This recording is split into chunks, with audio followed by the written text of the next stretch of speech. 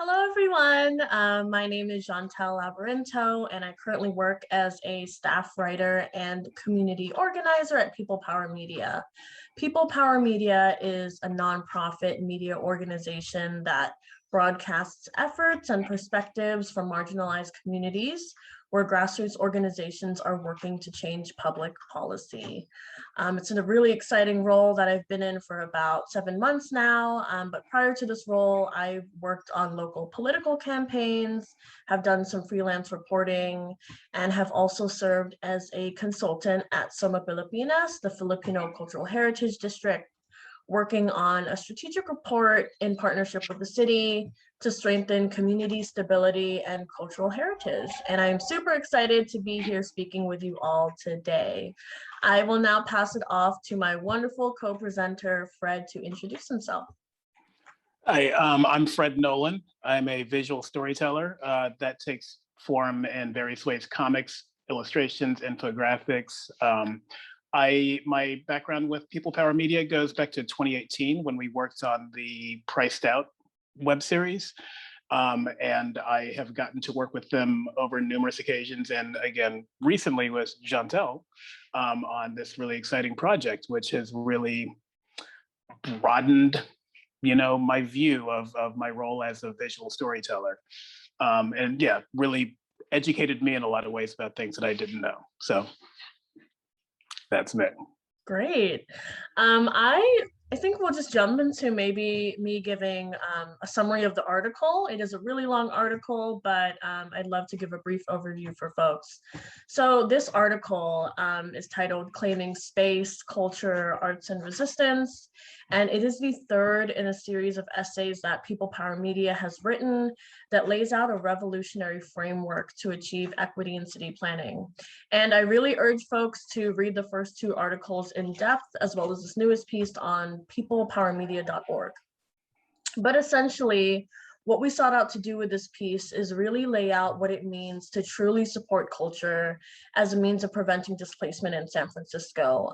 So to explore that deeper, we spent months learning directly from all 8 of San Francisco's cultural districts. And for background, in 2018, the city established a cultural districts program, in large part due to the advocacy of these cultural enclaves, many of which have been around for decades way prior to 2018, as a means to counteract gentrification and displacement through legislative protections. So in this piece, I explore not only the really important work of cultural districts and some efforts they're taking, including radical placemaking and advocating for things such as affordable housing, culturally competent services, and economic and workforce development, among so many other things that support community, but the deeper roots that push communities to claim space. When communities are exploited, under attack, or they're denied agency, asserting their identities and creating their own sense of belonging has actually been a strategy of survival. And when communities are faced with exclusion, exploitation, and racial violence, finding ways to claim space, claim agency, and build community allows communities to take back some of that power. And in this piece, we look back at history a little bit, and you see all these really violent attempts of erasure and removal, many of which are carried out and aided by systems of planning and those in power. And when you look at these instances in history, it quickly becomes clear to see why communities need support to stabilize and protect themselves. And a lot of the cultural expressions that we see today, like the Filipino community's Pistahan Parade and the Chinese New Year Parade in San Francisco, were created to showcase these cultures and boldly claim that they're here to stay in the face of prejudiced city planning programs, including redevelopment and urban renewal, and in the face of xenophobia, white supremacy, and systemic racism. And when we fast forward to today, communities are still struggling and facing intense displacement and are trying their hardest to stay in the communities they've built and feel so connected to. But one thing I really lay out in my piece is that so often cities see these expressions of culture as spaces to profit and extract from, especially as tourist attractions. So while our cultures are beautiful and we deserve visibility and celebration, this kind of investment must move beyond city planners and policymakers, valuing our communities solely as spaces for profit. Instead, they need to see our humanity and value us as living, breathing communities that deserve material support and decisive control over the places we call home.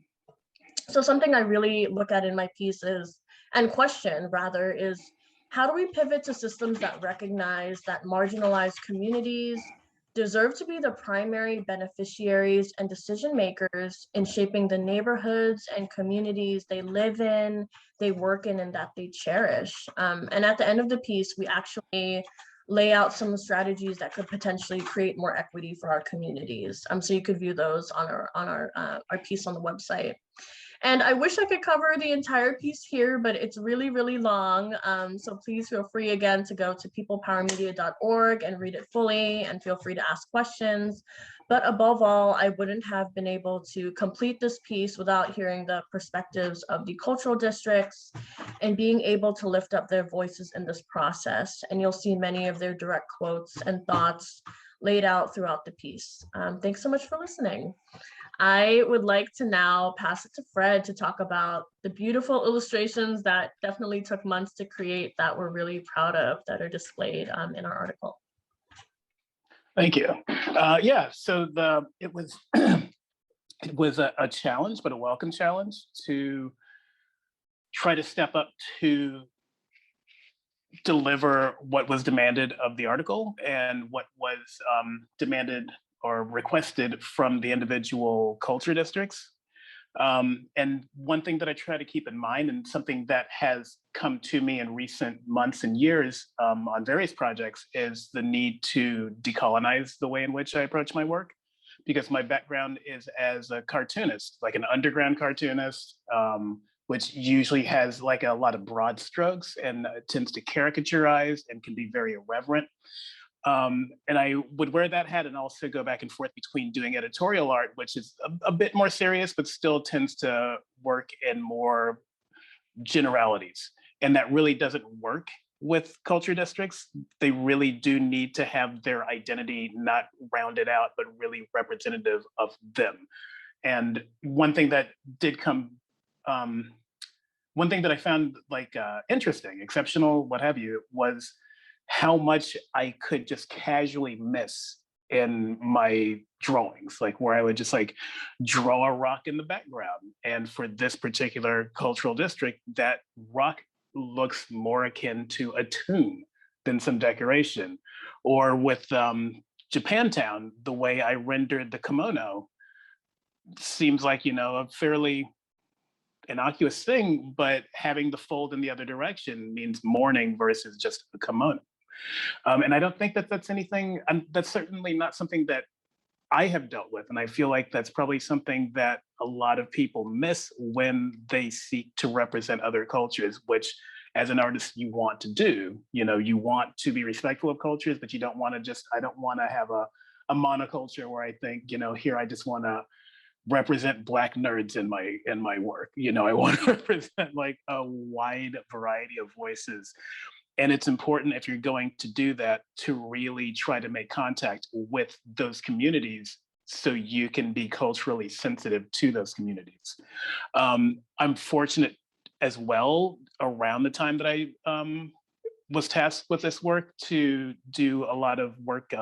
I work as a graphic note taker, a scribe, or whatever you want to call it. And a lot of what I've worked with are different feminist groups, different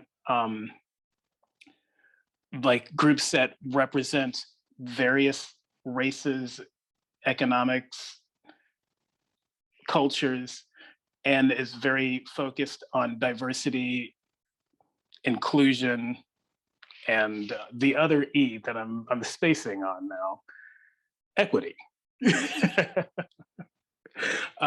And that's been very handy, because it really does put you in a mindset to not be so lazy in your approach. And yeah, so that was it was interesting, and it would really, I feel like it really grew my palette substantially, and it's something that I'm going to carry forward, and that other clients and other people will benefit from this experience. Totally. Thanks so much, Fred. And I think you sharing what you've learned and really being very open about the challenges is super important. I think something I really learned in this process, even as someone who feels steeped in cultural work and really connected to community, is that you have to allow those who embody and practice and breathe life into their cultures be the ones who define it, right? Like we're always going to come in with our own preconceived notions of what we think a community is or what might be representative and what might be respectful, but they know what that authentic representation really looks like. And if we really care about equity and centering equity, it means realizing that there's no ego in this kind of work, and you have to really allow folks to speak for themselves and define what they want to be outward facing and represent them. So it definitely was challenging. And things like you said, we didn't even think we would think about, like the way a kimono was placed or what shapes could look like, or even for some of the cultural districts, we have to be cognizant of the fact that a lot of these cultural districts aren't just, I'm thinking of the LGBTQ cultural districts who are like, we're not all Oh yeah, race. they're not homogenous. Like, Yeah, so it was really important for them. That's a really good point. It was really important for them to have their culture represented, but they're not, leather and Castro is not like white leather, or Latina Castro. Like it's the rainbow flag represents both a rainbow of diversity in race, culture, and gender expression and orientation. And it was really important for them to show that and not exclude anyone by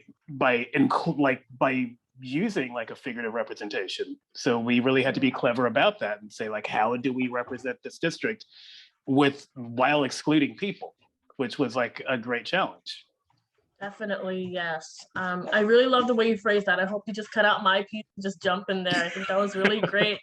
But yeah, just the idea that some of the cultural districts are really centered on race. But when we think about it, identity goes way beyond just race, right? There's so many other elements and intersections, and us having to really be responsive to that and understanding, like, we don't know everything, we don't know all the answers, but like we said, there's no ego in this work. You need to listen and really allow folks to center their experiences and how they want to be represented.